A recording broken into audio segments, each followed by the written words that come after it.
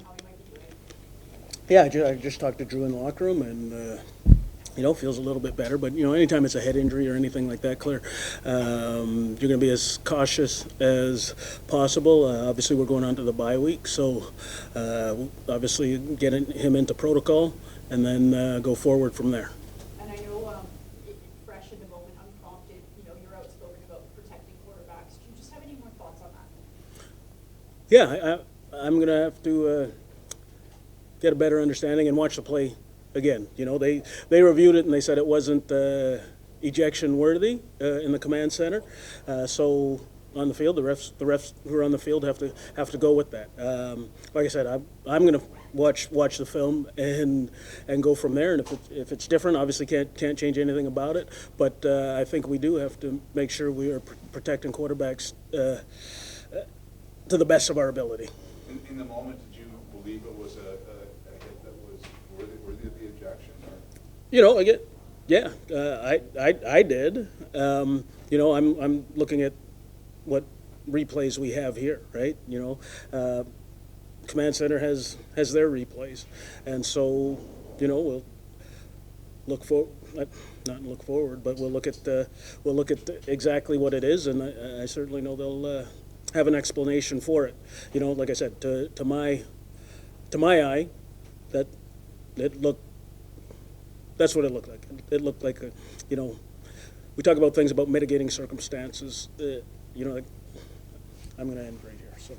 Well, when your team is in a sort of a fragile state with losers piling up, does that something like that? Does it prove to be just another obstacle that is tough to overcome? Oh, I don't think so.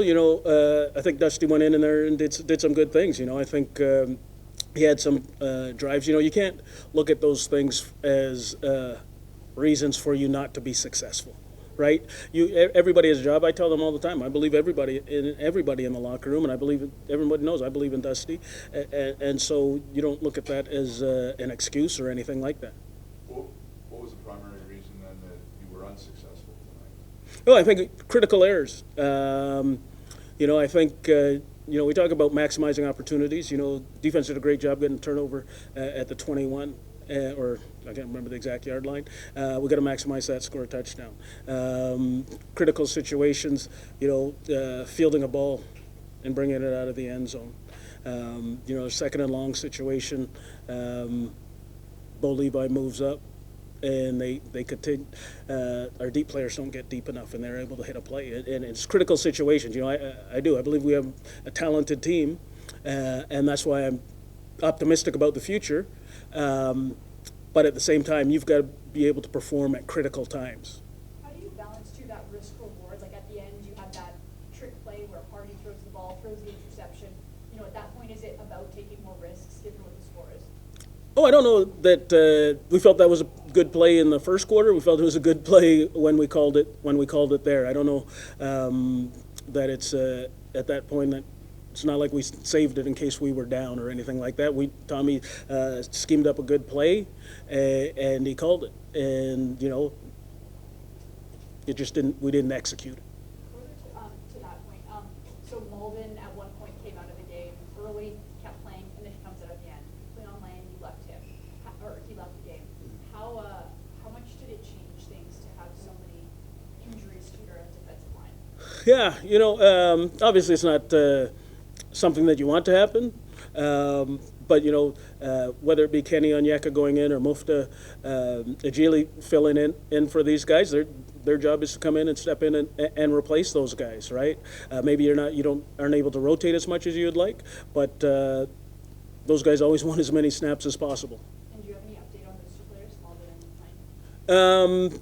Yeah, I shouldn't say I don't have any updates per se. The only thing I could tell you is I know Cleon was hit on the outside of his knee, and so we'll get that looked at, and then Lozo, obviously again we'll get back in the medical and go there. I haven't had a chance to go back in the medical room yet.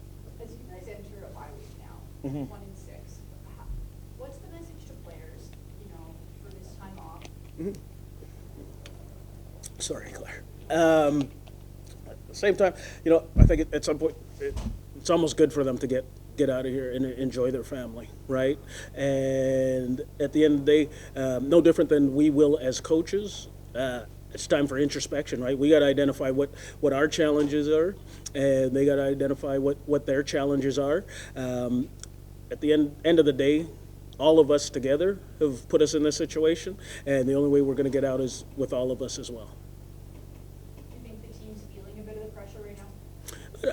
I don't think, these guys, I don't think there's any external pressure greater than their internal pressure to be great, right? They have a great drive to be great. So external pressure isn't something that these guys worry about. I would say they're, like I said, frustrated, but I believe they're going to go back and they're going to identify some of those challenges and come back here with a clean slate and go forward. I think you immediately feel for the guy. We have a tight knit quarterback room. Drew's a great leader, great guy, great competitor. You never want to see that happen. So it's just, like I said, you just feel for him. But we all know it's part of the game. It's going to happen from time to time. You hate to see it, but just wanted to make sure he was okay, check on him, and got to talk to him a little bit, and just happy that he's all right.